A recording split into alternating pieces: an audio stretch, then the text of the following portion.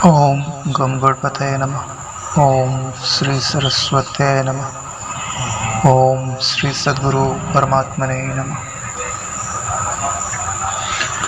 देखो, शास्त्र पढ़ने के पहले हम 3 लोगों का स्मरण करते हैं, गणपति जी का, माता सरस्वती का और सद्गुरु जी का। तो गणपति जी जो है ना, किसके प्रतीक है? इंद्रिय संयम और विवेक के न गणेशात परोवशी। तो जब तक हम शास्त्र का पठन मनन करते हैं तब तक हमें अपनी इंद्रियों को वश में रखने का प्रयास करना चाहिए, क्योंकि शास्त्र कर्म एक तरह से आत्मदेव का पूजन है।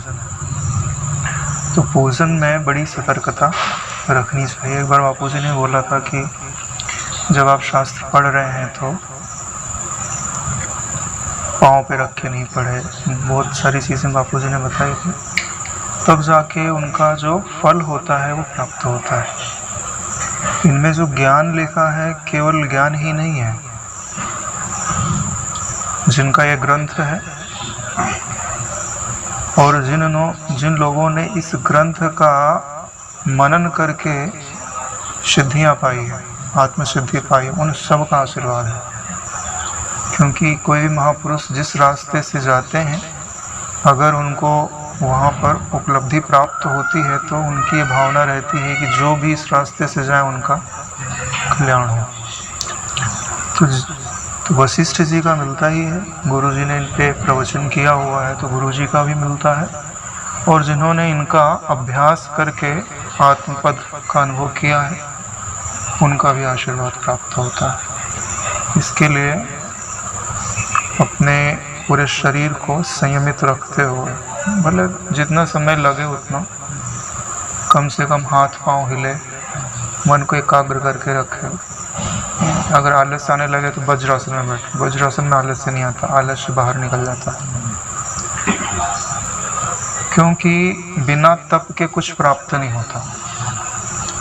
सोचने की बात है कि जो असुर लोग हैं उनका उद्देश्य अच्छा थोड़ी होता है, लेकिन तप करके पूरे विश्व को तपाने की सामर्थ्य प्राप्त कर लेते। सज्जन लोग का पराभव क्यों हो जाता है? तपहीनता के कारण। तप से बल का सृजन होता है और बल ही राज्य करता है। वीर भोग्या वसुंधरा।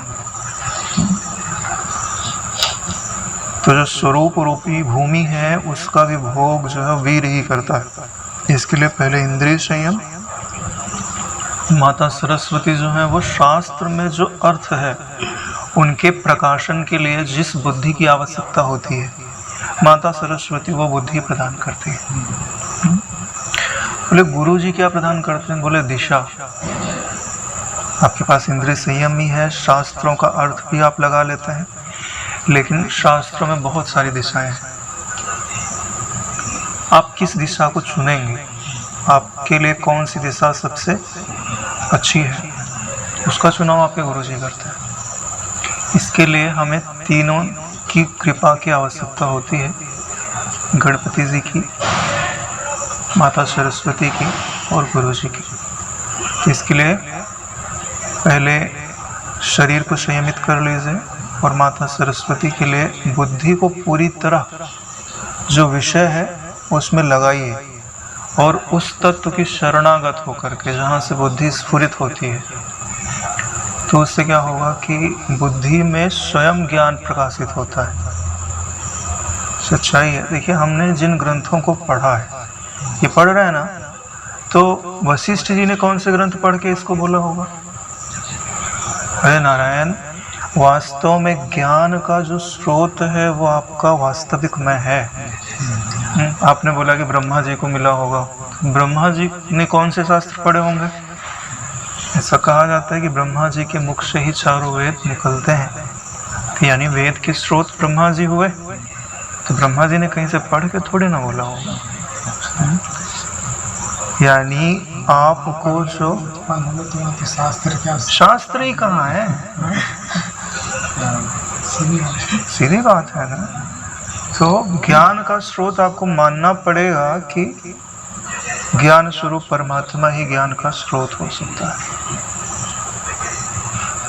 इसके लिए हमें कृतज्ञता व्यक्त करते हुए भले अद्वैत ज्ञान में सबके आकार का बात किया जाता है, ठीक है, लेकिन उनका जो तत्व है वो पूरे का पूरा अंगीकार भी किया जाता है।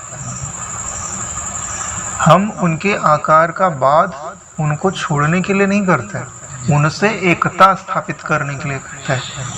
जैसे आपका मित्र है, आप जिससे प्रेम करते हो, दो तरीके हैं उसके ओझल करने के, या तो उसको बहुत दूर भेज दो कि वो दिखाई ना दे, या तो अपने में मिला लो तो भी दिखाई नहीं देगा। तो जो पूरे का पूरा यह संसार है, यह हमारे ईश्वर की ही अभिव्यक्ति है। हम संसार को कहीं दूर भेजते नहीं हैं, हम उनसे एकता स्थापित कर लेते हैं। यही कारण है नाम और रूप जब अपने में आ जाते हैं, अपने मैं में आ जाते हैं, तब नाम और रूप नहीं भासता है। ध्यान से आप अपने अनुभव को देखो तो आपको कब याद आता है कि मेरे पास 2 हाथ है, 2 पाँव है, 10 उंगलियां हैं, हाथ में 10 पाँव में उंगलियां, कभी नहीं लगता। मैं हूँ और एक ही हूँ, ना कर्म इंद्रियों की, ना ज्ञान इंद्रियों की, ना अंतःकरण की, किसी की विभिन्नता का अनुभव नहीं होता। जब विभिन्नता देखना चाहोगे तब लगेगा कि हाँ ये अलग है, ये अलग है, ये अलग है। ऐसे ही पूरा जगत अपने में। तो जो यह विलक्षण विद्या है, जो इतनी बड़ी उपलब्धि कराती है ना, अरे सोचो इस उपलब्धि का आकलन इस बात से करो कि एक तीर्थ करने में कितना परिश्रम है। जाओ पैदल चलते हुए, लोग दंडवत करते करते तीर्थ में जाते हैं, और बोला भी जाता है पीड़ा सहते हो तो आपका संकल्प पूरा होता है।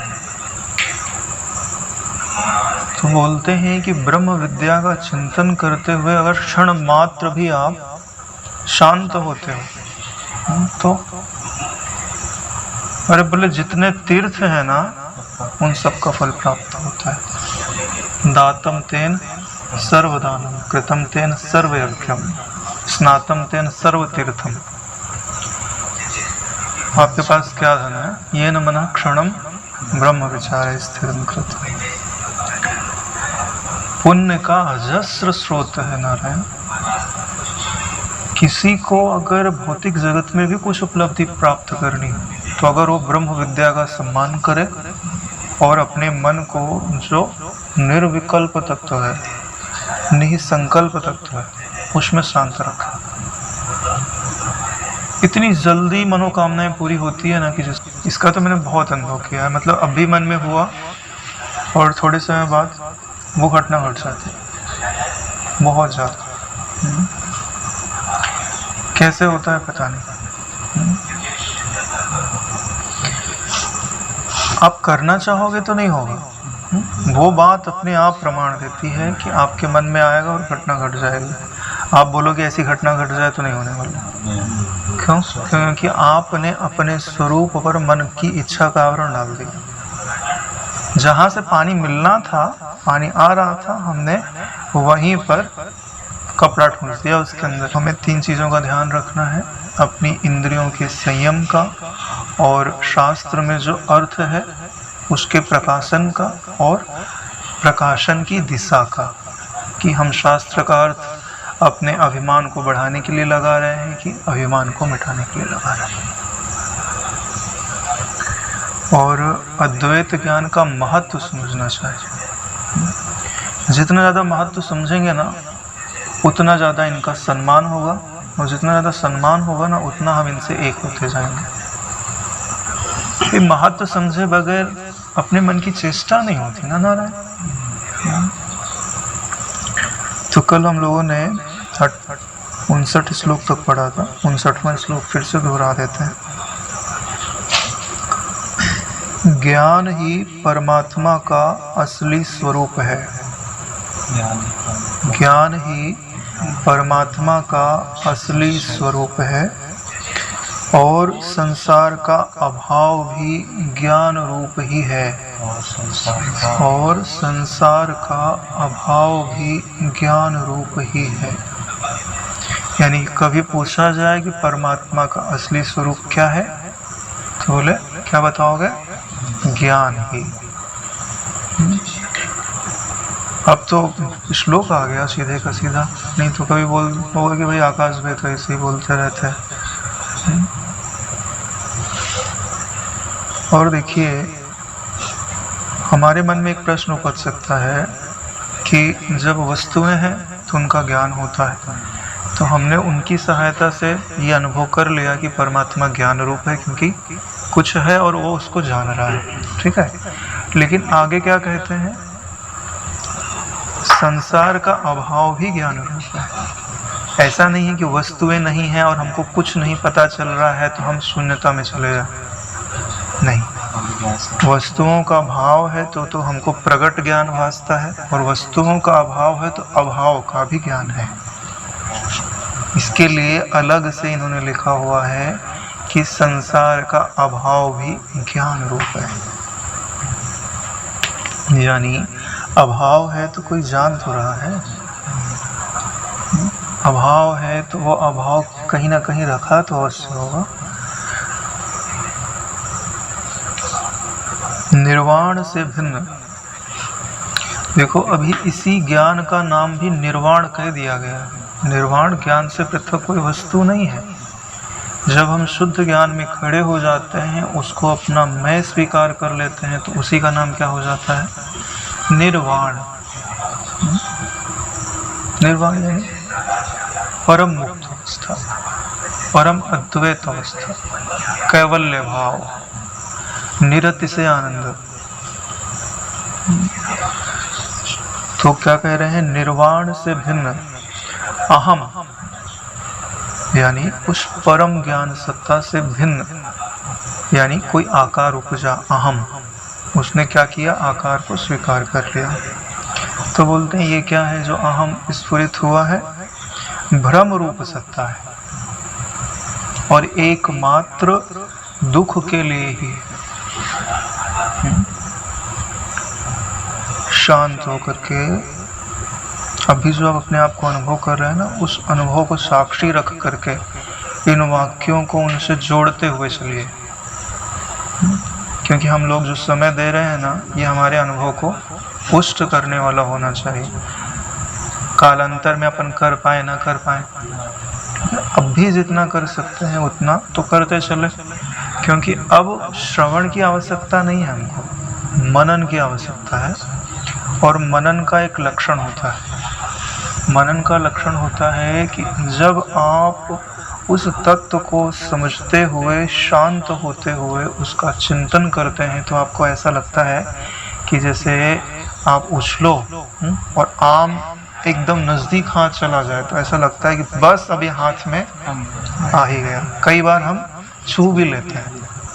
तो मनन इसी को बोलते हैं कि जब यथार्थ रूप से ब्रह्म चिंतन के द्वारा यह अनुभव आने लगे कि अरे अब मैंने ब्रह्म को छू ही लिया है, अब वो मेरी मुट्ठी में आने ही वाला है, तो ऐसा जो ब्रह्म चिंतन है उसी को मनन बोलते हैं। और मनन में नवीन नवीन भावों का आस्वादन मिलता है। जैसे अभी हमने क्या पढ़ा? परमात्मा का असली स्वरूप ज्ञान ही है। तो ध्यान से देखिए, आपके शरीर के चारों तरफ एक ज्ञान सत्ता है। जान रहे ना शरीर को? तो शरीर को जानने वाला शरीर के किस तरफ स्थित है? सर्वत्र व्याप्त है नारायण, और सब दिशाओं से शरीर को जान रहा है। ये आपका अनुभव हो रहा है? तो उसमें स्वीकृति डाल दो, जो इस शरीर को सर्वत्र व्याप्त है और इसी शरीर को जान रहा है। दूसरे शरीरों को जानने के लिए उसको कल्पना की जरूरत पड़ रही है, लेकिन इस शरीर को जानने के लिए अभी कल्पना की जरूरत नहीं पड़ रही है। क्यों? क्योंकि आपकी ज्ञान इंद्रियां जो हैं वो एक ऐसी कल्पना को उत्पन्न कर रही हैं जिसको आप नहीं उत्पन्न करते, माया उत्पन्न करती है। वो भी कल्पना ही है, बिना कल्पना के आपको अपनी देह का भी भान नहीं होता। लेकिन यह जो कल्पना है वह व्यवस्थापक कल्पना है। आपकी जो स्पर्श इंद्रिय है, पाँव आदि में फैली हुई स्पर्श इंद्रिय है, अभी हम बैठे हैं तो हमारा मस्तिष्क कैसे निर्णय करता है कि हम बैठे हैं? पाँव जहाँ दबा हुआ है वहाँ से इन्फॉर्मेशन जा रही है, हाथ हिल रहा है वहाँ से जा रही है, तो हमारा माइंड रीड कर रहा है कि हमारा शरीर बैठा हुआ है, और उसी इन्फॉर्मेशन के आधार पर हम कहते हैं कि हम बैठे हुए हैं। ठीक है, इस ज्ञान के लिए हमें कल्पना नहीं करनी पड़ती। ये ज्ञान प्रकृति के नियमाबद्ध होने के कारण, हालांकि आता कल्पना रूप में ही है। कल्पना किसको बोलते हैं? जो आने जाने वाला ज्ञान है उसी को कल्पना बोलते हैं। तो हर पल ज्ञान आ रहा है। अगर आपने विज्ञान पढ़ा होगा तो सारी तंत्रिका कोशिकाओं में एक प्रवाह, जैसे बिजली चलती है ना, ऐसे ज्ञान का प्रवाह मस्तिष्क तक जाता है और मस्तिष्क उसको पढ़ के बताता है कि हो क्या रहा है, आप देख क्या रहे हो। आंखों से जो इन्फॉर्मेशन मस्तिष्क तक जाती है वो कैसे जाती है? फोटो वोटो नहीं जाता है वहाँ से, वो जैसे वायरलेस से जाते नहीं है तरंग, इलेक्ट्रॉन प्रोटॉन के रूप में, वैसे ही एक ऊर्जा है जो वहाँ से वहाँ तक जाती है। वो ऊर्जा एक ज्ञान रूप ही है, उसके अंदर ज्ञान स्टोरेज है, वहाँ जाके पढ़ लिया जाता है। तो अभी देखिए, ज्ञान के अंदर ही आपको आपके शरीर का अनुभव हो रहा है। स्वीकार करिए कि यह ज्ञान ही असली परमात्मा है। तो आपको लगेगा कि आप परमात्मा के भीतर हो। पहली बात तो यही है ना, अपने शरीर को ही परमात्मा के भीतर अनुभव करना प्रारंभ कर दीजिए अभी से। अरे नारायण अमृत मिल रहा है तो कल पिएंगे, परसों पिएंगे, इस पे तो रखने का।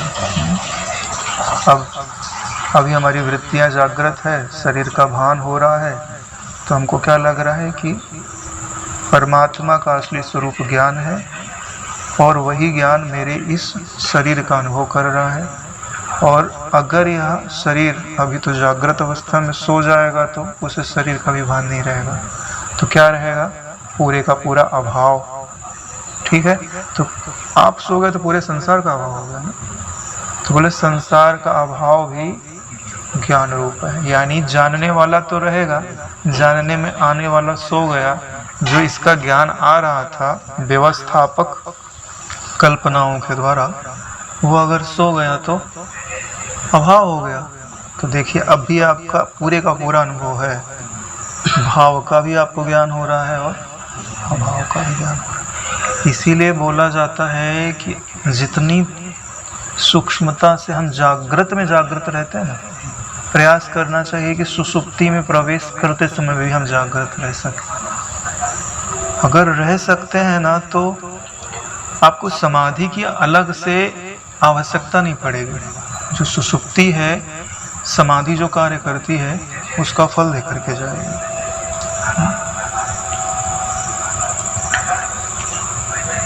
अब ये जो ज्ञान सत्ता है, ये सब में एक समान है।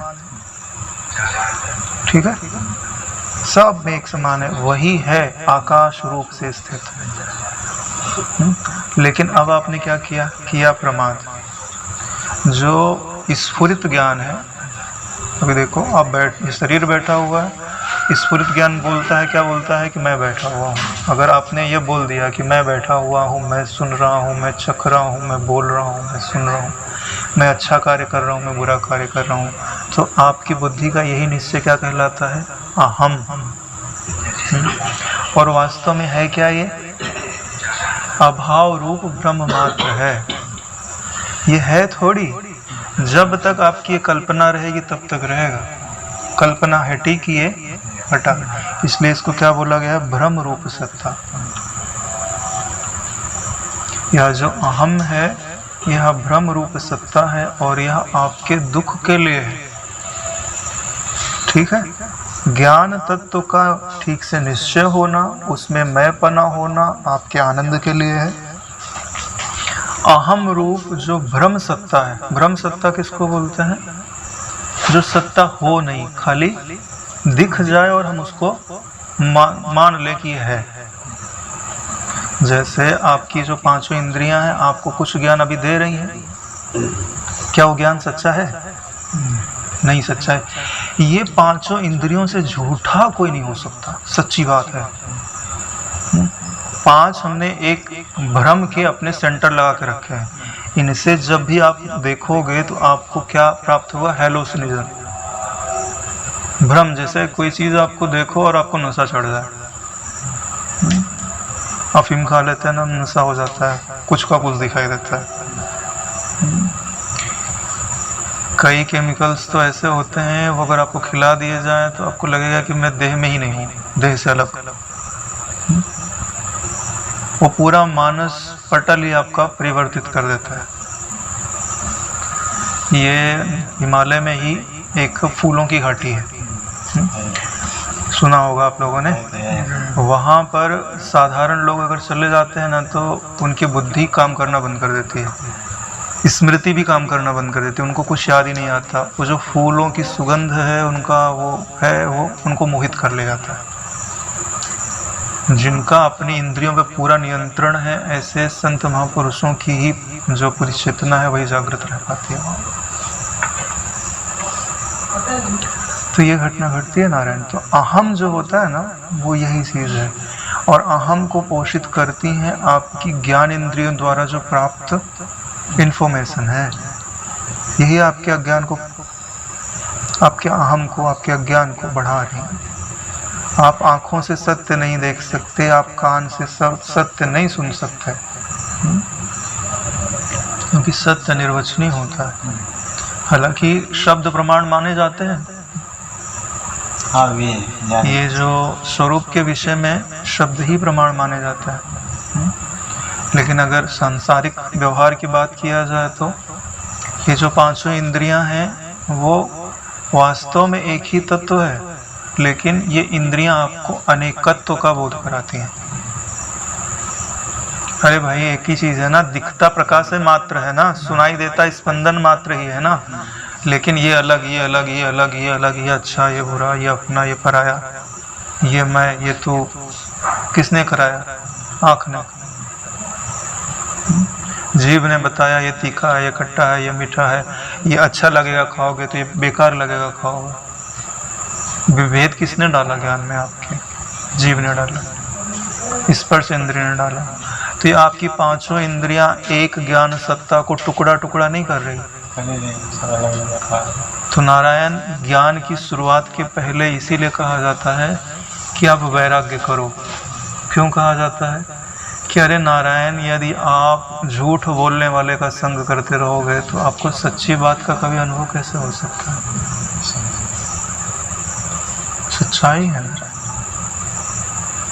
इसके लिए अगर आप इंद्रियों की बातों को ही सत्य मानते हैं तो आप तक सत्य कभी पहुंच नहीं पाए। इसके लिए जो इन इंद्रिक ज्ञान पर आधारित अहम है उसे, उसकी सत्ता को भ्रम रूप कहिए। बोलिए कि यह जो अहम है उसकी सत्ता भ्रम रूप है। जो अहम है उसकी सत्ता भ्रम। अनुभव करते हो। अहम किसको बोल रहे हैं? अभी शरीर का आपको जो भी ज्ञान हो रहा है उसमें जो मैं पना है वही अहम है, और जो अनुभव में आ रहा है वह भ्रम है। भ्रम क्यों है? क्योंकि अभी तो भास रहा, सो जाओगे तो नहीं भासेगा, सपने में कुछ और भासेगा। अभी शांत बैठे हो, को महसूस हो रहा है, आपका कोई प्रिय आ जाए तो कुछ और भासेगा, कहीं का फोन आ जाए तो और भासेगा। कोई ठिकाना है इस अहम का? कभी पुत्र बन जाता है, कभी पिता बन जाता है, कभी मित्र बन जाता है, कभी बोलता है मैं बहुत सज्जन व्यक्ति हूँ, और कहीं झगड़ा हो जाता तो मुझसे बुरा कोई नहीं। भ्रम हुआ ना नारायण। तो यह जो अहम है यह भ्रम रूप सत्ता है, और यह आपके दुख के लिए है, लिखा हुआ है नारायण। ये 59वां श्लोक था। अब बोलते हैं कि यह जो अहम है दुख देता है, तो बोले उपाय भी तो बताइए, शांत कैसे होता है? मृग तृष्णा जल के सदृश इस अहंकार का रूप असत और शून्य ही है। मृग तृष्णा जल के सदृश इस अहंकार का रूप असत और शून्य रूप ही है। यह जो अहम है, असत किसको बोलते हैं? जो सत नहीं है, जो सदा ना हो। तो ये अहम सदा नहीं रहता है, ये अपने अनुभव से सिद्ध है नारायण। जो अपने अनुभव से सिद्ध है ना, उसको अगले क्षण के लिए मत रखो, अभी स्वीकार कर लो कि अभी ये मुझे अनुभव में आ रहा है। अब हम इस अनुभव को जिंदा रख पावे ना रख पावे वो बात की बात है। अगर आज 1 मिनट के लिए आपका अनुभव जीवित है ना, तो कल वो 1 घंटे के लिए भी हो सकता है, 1 दिन के लिए भी हो सकता है, पूरे जीवन के लिए भी हो सकता है। लेकिन अगर हमने 1 मिनट के लिए भी स्वीकृति नहीं दी, हमने सोचा अगले कभी काल में होवेगा, तो भविष्य कभी नहीं आता। सच्चाई। बापू जी के पुराने सत्संग सुन के देखो आप, बापू जी कभी कल का वादा नहीं करते। अरे भाई चलो, ईश्वर को अगर प्रकट करना हो तो हम मान सकते हैं कि अभी अपनी साधना पूरी नहीं हुई है, जब इतने मंत्र हो जाएंगे, इतनी एकाग्रता हो जाएगी, तो ईश्वर प्रकट हो जाएंगे, ठीक है। लेकिन जो ईश्वर तत्व आपका मैं है, आप तो हो ना, आप हो, इसका मतलब आप क्या हो? पहले ये आप तो हो, तो अपना तो परिचय प्राप्त कर लो। ईश्वर प्राप्ति की बात अलग रही, ठीक है। आप अपने आप का परिचय प्राप्त कर लो, क्या पता आपके मैं में ही ईश्वर मिल जाए।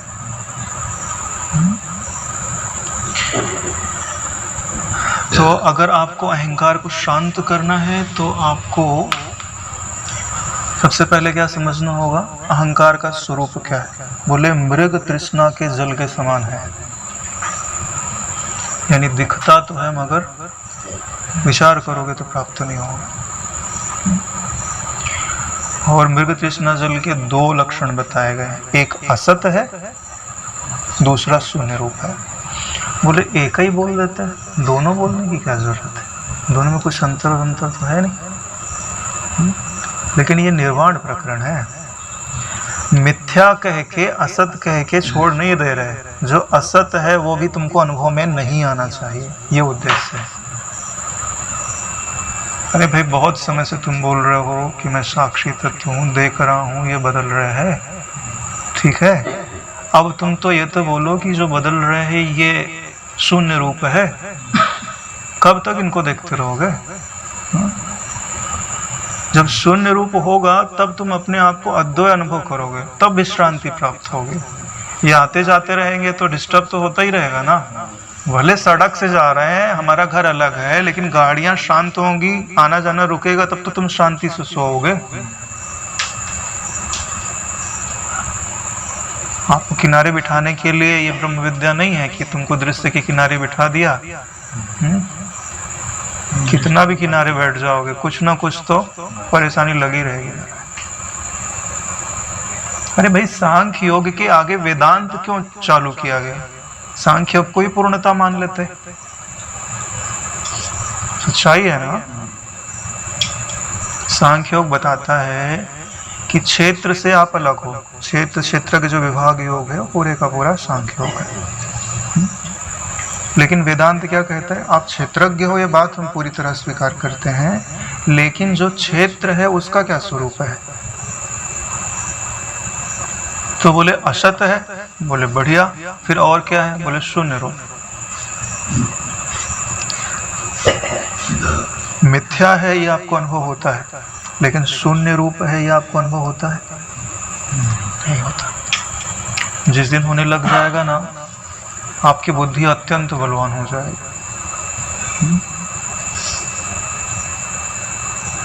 बुद्धि को बल प्राप्त नहीं हो पा रहा है, क्यों? क्योंकि बुद्धि को बल विश्रांति से प्राप्त होता है।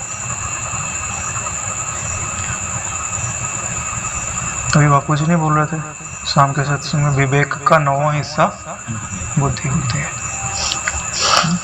विवेक किसे कहते हैं? अभी कुछ दिनों पहले हम लोगों ने पढ़ा था, क्या मस्त डेफिनेशन था। वासना के आत्यांतिक उच्छेद के लिए जो प्रयत्न है ना, उसको विवेक बोलता है। दिनेश भाई नहीं थे, ये आया हुआ इसी में श्लोक।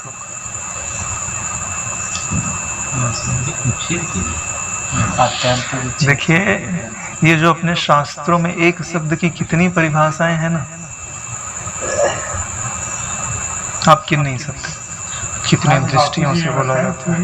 आत्मा के विवेक के 9वां हिस्सा बुद्धि। यानी अगर आप इन विचारों के द्वारा अपनी वासनाओं का उच्छेद करते हो तभी आपका विवेक बढ़ेगा। जो विवेक के द्वारा, विवेक यानी समझ है कि ये अच्छा है ये बुरा, वो तो हम पहले से समझते हैं, लेकिन ये अच्छा है बुरा करके हमने अच्छी वस्तु नहीं ली तो क्या आपको विवेकवान कहा जाएगा? कभी नहीं कहा जाएगा।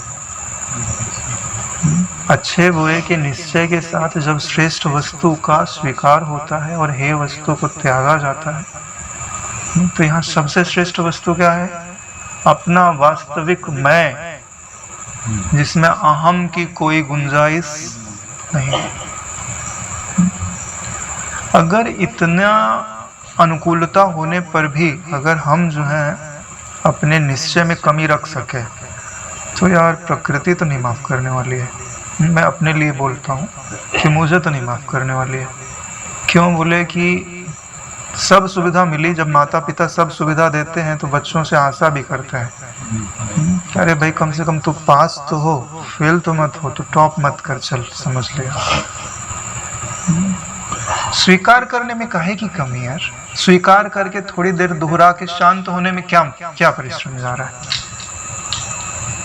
मुझे तो नहीं लगता।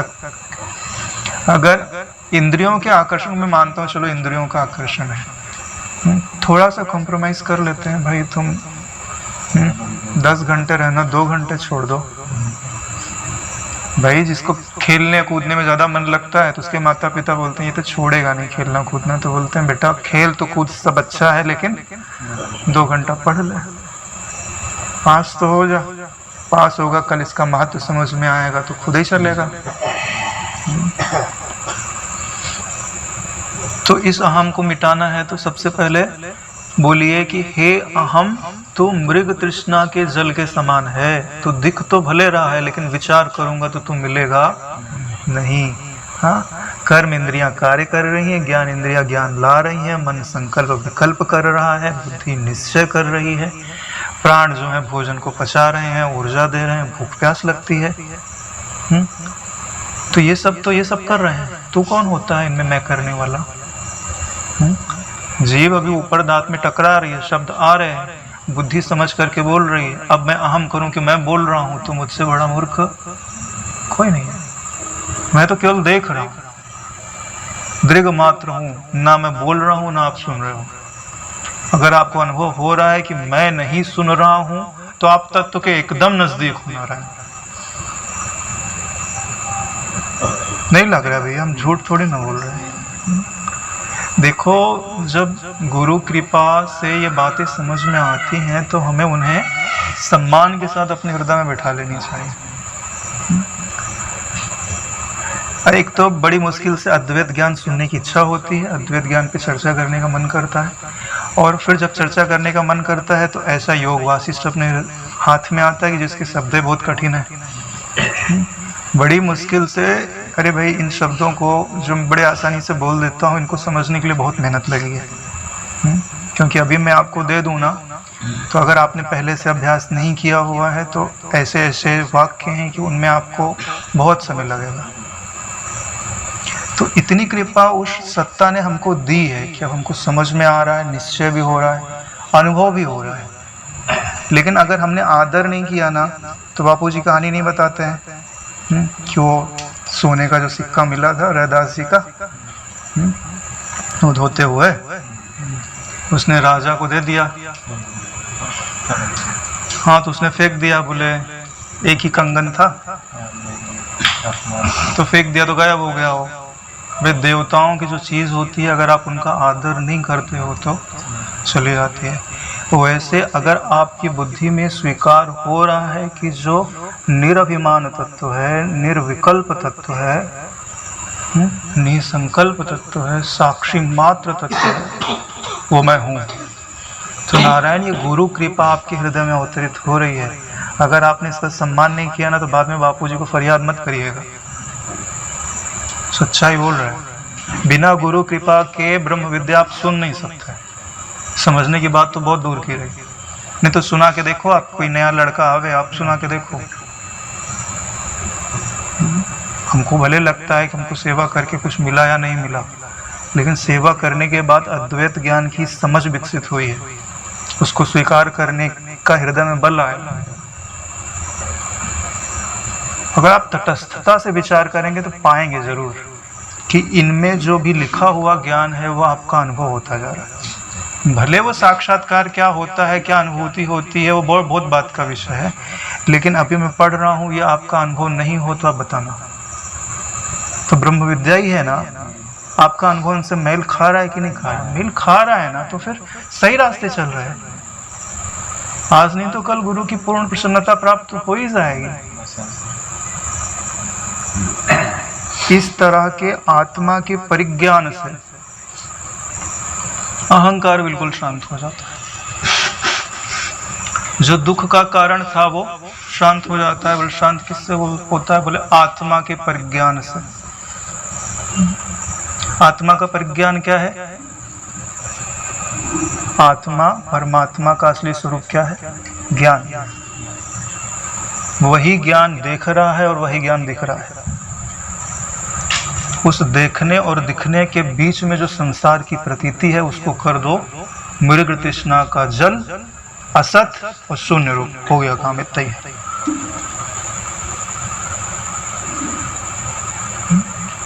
आज भले 1 सेकंड के लिए घटित हो, मत देखो कितनी इच्छाएं पड़ी है, देखो ही मत, गिनो ही मत। मैं तो इच्छाएं मिटा नहीं सकता, गुरु कृपा के हवाले। लेकिन अभी जो मेरे को अनुभव हो रहा है, शांति हो रही है, मैं उसको अस्वीकार नहीं करूंगा। ये मेरे स्वरूप की है।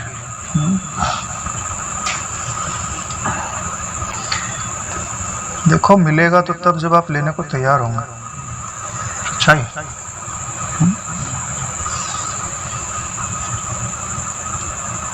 बच्चा का लिखने का प्रयास करता है, नहीं लिख पाता है तो बड़े लोग उसकी पेंसिल को ऊपर से हाथ से पकड़ लेते हैं और का बनवा देते हैं, उसका होमवर्क हो जाता है। लेकिन अब खेलते ही रहेगा तो पेरेंट्स थोड़ी ना उसका का बना देंगे। अगर हम प्रयास करके थोड़ी मोड़ी ब्रह्माकार वृत्ति बना सकें तो गुरुजी देखेंगे हाँ यार पुरुषार्थ कर रहा है। थोड़ा हम इसकी ब्रह्माकार वृत्ति के ऊपर हाथ से पकड़ के, हाँ बेटा तू आकाश रूप है, ले जा, अपनी इस अनुभव में खड़ा रहे। गुरुजी के संकल्प की जरूरत क्यों होती है पता है? क्योंकि संसार की हर घटनाएं संकल्प के अनुसार ही घटती हैं। जैसे बापूजी ने वो भी तो गुजर गए, जिनको नहीं बोला था कि सुन, तो उन्होंने बोला कि उनके भतीजे, हाँ शहंशाह, तो बोले सुन, बोले नहीं सुनना है, तो बोले मत सुन जाओ। पूरे जीवन भर उनको सुनाई नहीं दिया।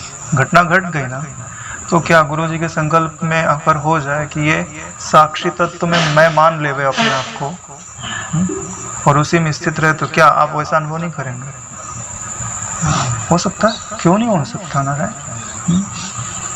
लेकिन अपनी तैयारी भी तो हो। पता चला कि वो अवस्था आई और हम हैंग हो गए। जैसे आप बड़ी फाइल लोड करने के लिए जाओ, आपका रैम नहीं हो मोबाइल का, मोबाइल हैंग हो जाता है तो बड़ी काम की चीज, लेकिन कैपेसिटी भी तो होनी चाहिए झेलने की। कैपेसिटी किससे आती है? ये जो योग वासिष्ठ का अद्वैत ज्ञान का निश्चय है, इसके साथ जो आप शांत होते हो तो आपके अंतःकरण रूपी मोबाइल का रैम बढ़ता है, कैपेसिटी बढ़ती है, अच्छे से अच्छा एप्लीकेशन डाउनलोड हो जाता है।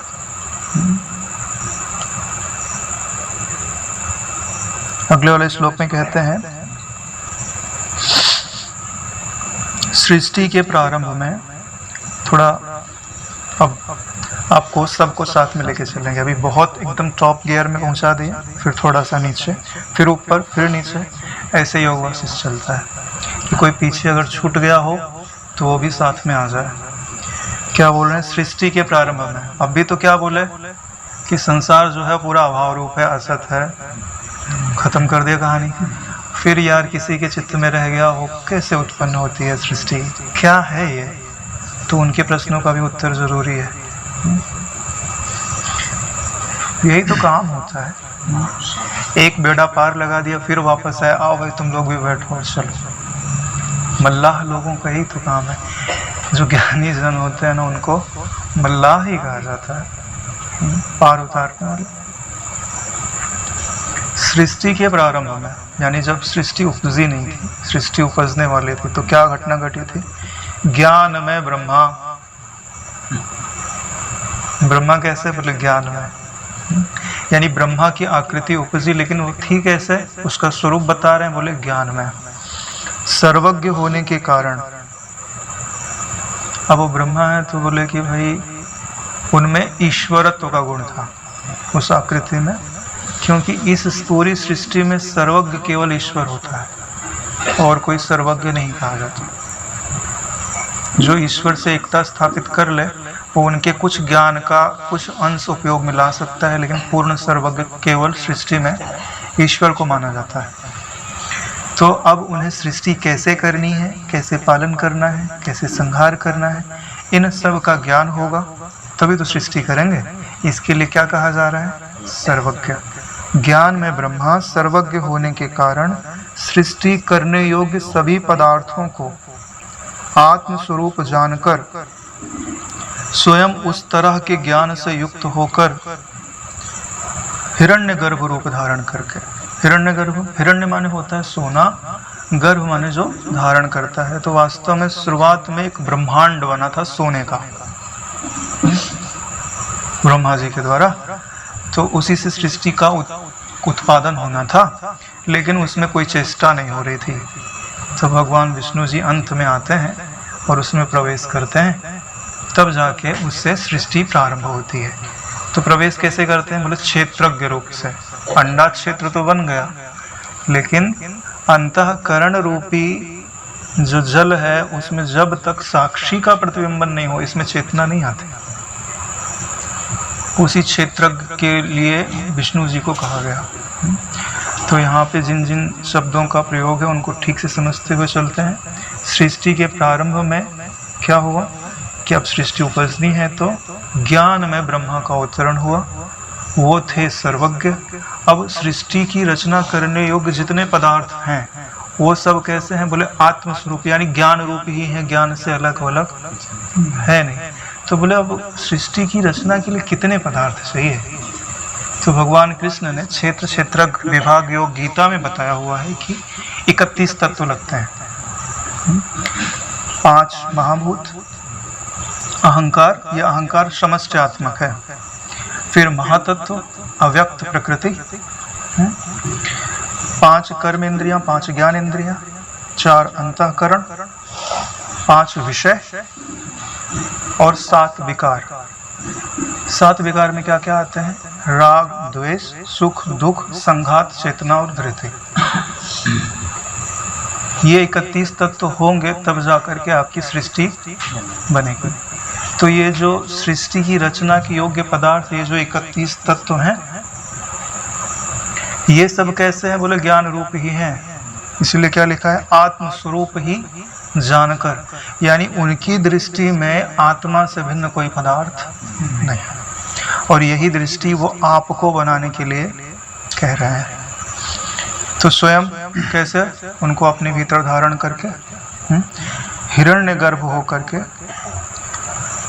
सृष्टि के संकल्प के अनुसार बाह्य और आभ्यंतर पदार्थ रूपता को, यानी कि बाहर के जो पदार्थ हैं और भीतर के जो पदार्थ हैं, अपने शुद्ध आत्म स्वरूप का परित्याग न करते हुए ऐसे प्राप्त हो गए जैसे जल तरंगता को प्राप्त हो जाता है।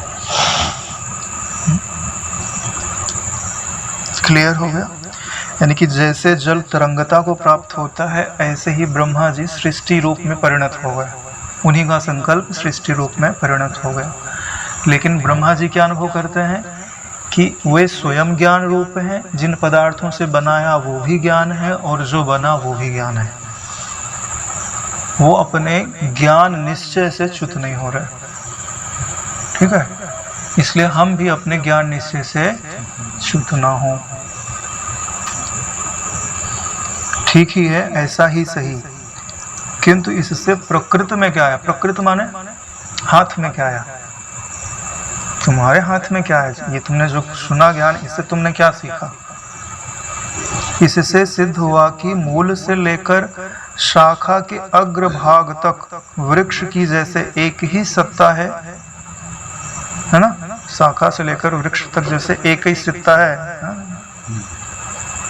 भाई आम का पेड़ है तो आम का पेड़ ही कहा जाएगा, चाहे वो पत्ती कही जाए, चाहे उसमें फूल हो, टहनी हो, फल हो। वैसे ही ज्ञाता ज्ञान और ज्ञेय रूप जगत में अत्यंत निर्विकार भाव को प्राप्त ज्ञेय पर्यंत एक ही ज्ञप्ति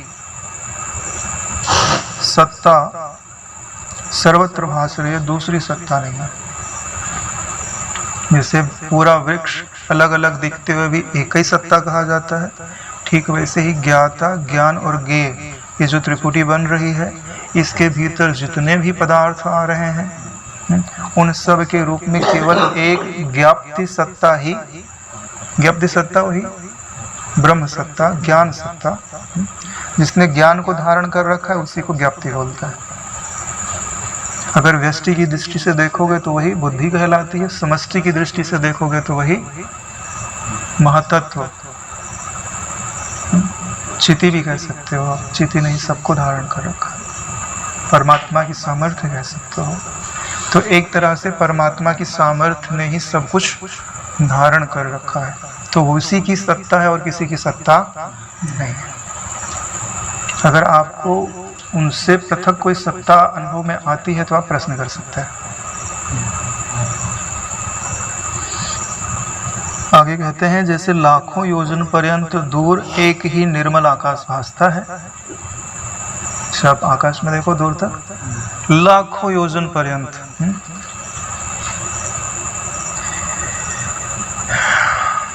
ऐसा बोलते हैं कि एक योजन में 4 कोस होता है, एक योजन में 4 कोस माने जाते हैं।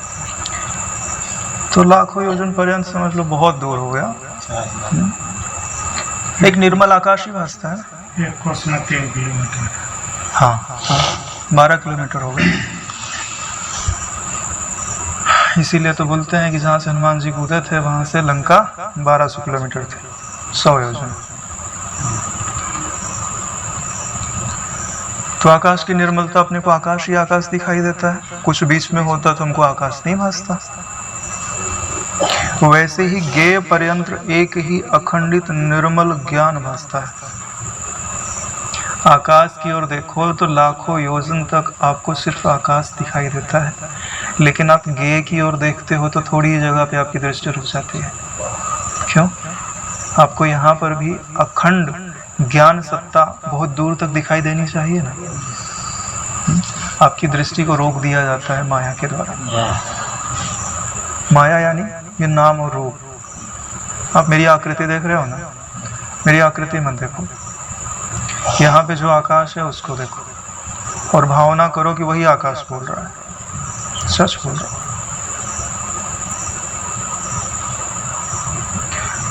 आपको जो लाभ होगा आप उसकी गणना नहीं कर सकते।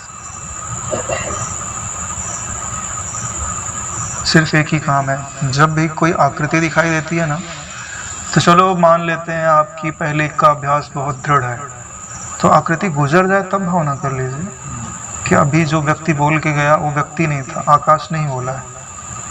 तो आपको पता है क्या होगा, अगर अच्छा लगा तो भी अच्छा लगना नहीं टिकेगा और बुरा लगा तो बुरा लगना नहीं टिकेगा। एक कदम और आगे बता दूं, अब जिसने ग्रहण किया वो भी आकाश रूप है।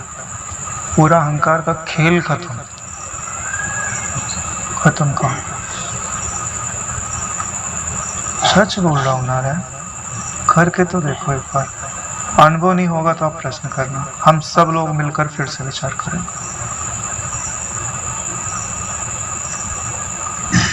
थोड़ा सा है, खत्म हो जाएगा, धैर्य रखिए। क्योंकि अद्वैत ज्ञान थोड़ा कठिन अवश्य है, बुद्धि को कठिन अवश्य लगता है, लेकिन इससे बड़ी हितकारक वस्तु नहीं है नारायण, सच बोल रहा हूँ मैं। अभी मान लो आपका प्राण छूट जाए, कोई अपना नहीं है आपका यहाँ, सच बोल रहा है। अभी कोई असाध्य रोग हो जाए जिसको कोई डॉक्टर ठीक नहीं कर सकता है, तब अपने चित्त की हालत देखकर सोच करके बताइए है क्या आपके पास। और प्राण छूट जाए, कहाँ जाएंगे, क्या करेंगे। अगले जन्म में पता नहीं कौन से माता पिता के घर उठा के डाल दिया गया, कौन से संस्कार मिले, कौन सी वासना उपजी, और फिर संसार में लगे पड़े हैं। मुझे तो बड़ा भय लगता है। किस बात का भय लगता है? कि कहीं कोई वासना उपज न जाए और उस वासना के पीछे हम विवेक को छोड़ करके दौड़ने न लग जाए। ऐसे ही आपको मैं एक व्यक्ति का अनुभव बताता हूँ। वो पूर्व जन्म में गंधर्व था। किसी कारण से उसको धरती पर उसका अपराध हो गया, वहाँ से तो उसको मनुष्य बना दिया गया। तो जिनके साथ वो रहता था तो मित्रता तो रहती है, वो देवलोक के, वो भी देवलोक के। तो जब उसने धरती पर आया तो वो उसको संकेत कर सकते हैं, पूरी बात नहीं बताई जा सकती है, क्योंकि ब्रह्मा जी का भी नियम होता है। क्योंकि ये जो मनुष्य लोक है, यहाँ आपको संतों के आश्रित छोड़ा गया है। देवता भी आपको कुछ बताना चाहते हैं तो प्रत्यक्ष सिद्धि हो जाए तो बात अलग है, नहीं तो संतों के माध्यम से, इनके माध्यम से वो संपर्क करता है।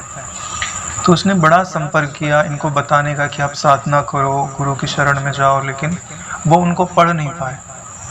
तो पुत्र मोह में एक जन्म और हो गया, फिर और कुछ किया, फिर एक जन्म और हो गया।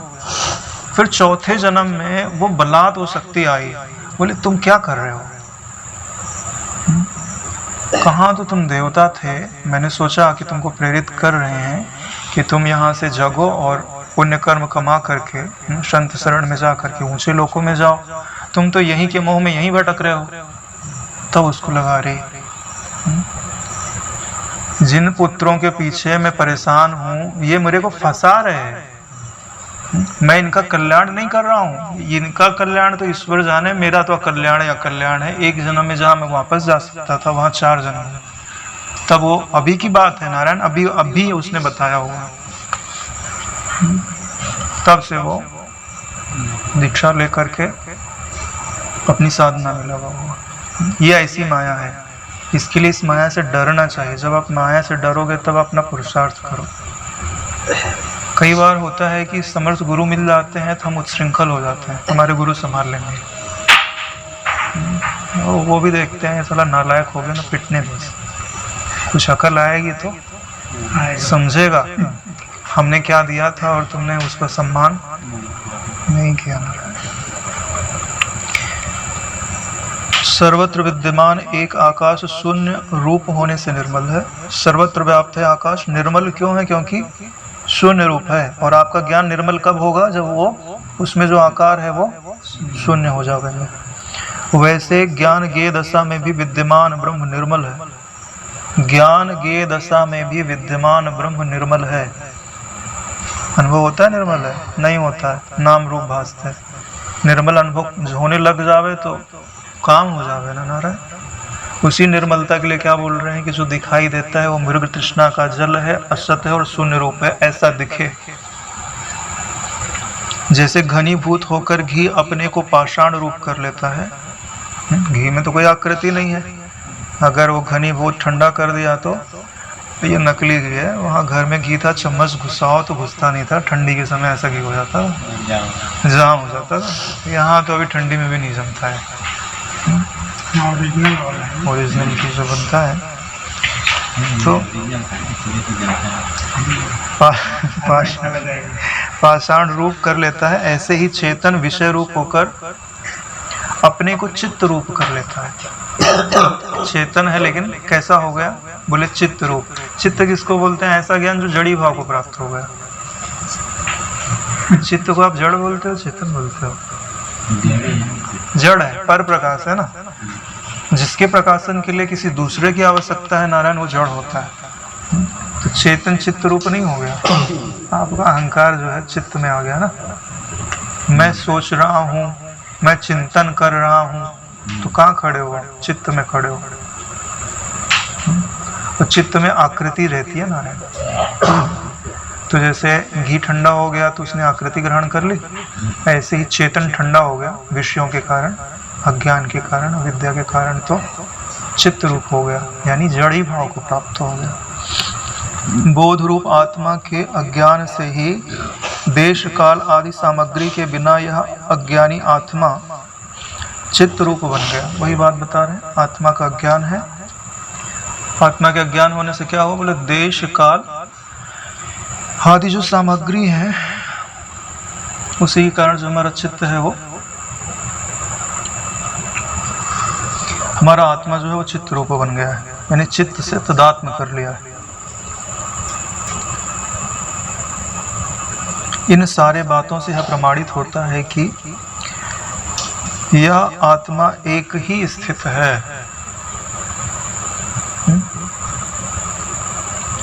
शुद्ध चिदात्मा में यद्यपि अज्ञान आदि का कोई संभव नहीं है। अरे भाई, जब एक ही तत्व हो तो उसको सुलाए कौन और जगाए कौन? संभव नहीं है ना। अज्ञान यानी सोना, ज्ञान यानी जगना। शुद्ध चिदात्मा में यद्यपि अज्ञान आदि का कोई संभव नहीं है। कोई दूसरा होवे तो छाया करे। अरे भाई, प्रकाश में अंधेरा कब आता है? जब कोई छाया आती है, कोई व्यक्ति खड़ा होता है, तभी तो अंधेरा होता है। तथापि अज्ञान काल में, लेकिन अज्ञान काल में एक दूसरों को बोध देने के लिए ये सारी बातें कही जा रही हैं।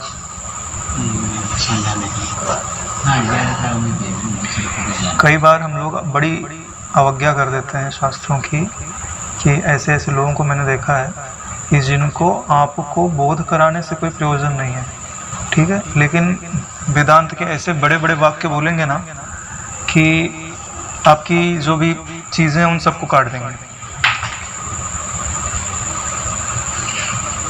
उनको आपकी ब्रह्माकार वृत्ति बने, ब्रह्म शांति मिले, इनसे कोई मतलब नहीं है।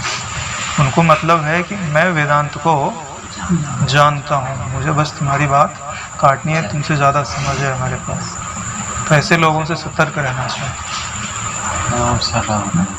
क्यों? क्योंकि वास्तव में भाई बाद में खाना वाना खा के बर्तन धोना है, बात तो समझ में आ गई। तुमको खाना बनाने ही नहीं दे रहे, वो बोल रहे हैं खाना बनाने की क्या ज़रूरत है, बर्तन तो बाद में धोना ही पड़ेगा तुमको, तो हम भूखे ही रहे। देखो, इसीलिए ब्रह्म विद्या के वाक्यों का सृजन किया गया है, जबकि ये वास्तव में कल्पना ही है। वृत्ति ही तो है, जो आप सुन रहे हो शब्द ही तो है।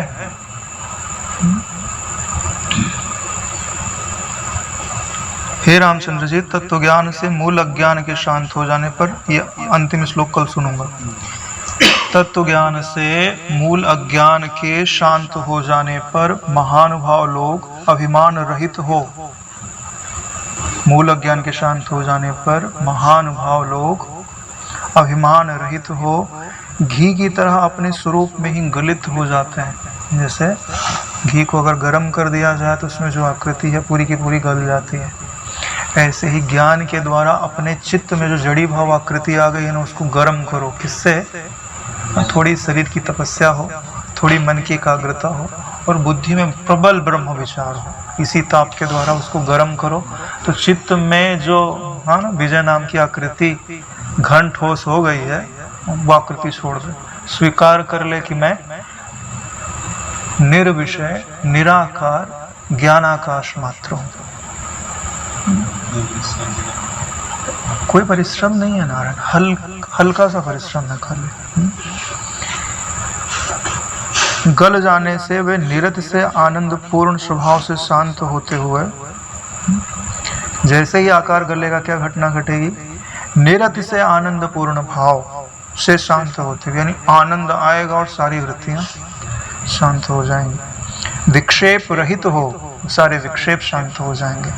निरंतर समाधि रूप विश्रांति में तत्पर होता है। क्या चाहिए और? समाधि रूप विश्रांति उपलब्ध हो जाए। ये पूर्णता के वचन है। आप समाधि का खंडन कर दो, विश्रांति का खंडन कर दो और बोलो कि मैं अद्वैत वाक्य बोलता हूँ, तो शब्द मात्र प्रयोजन।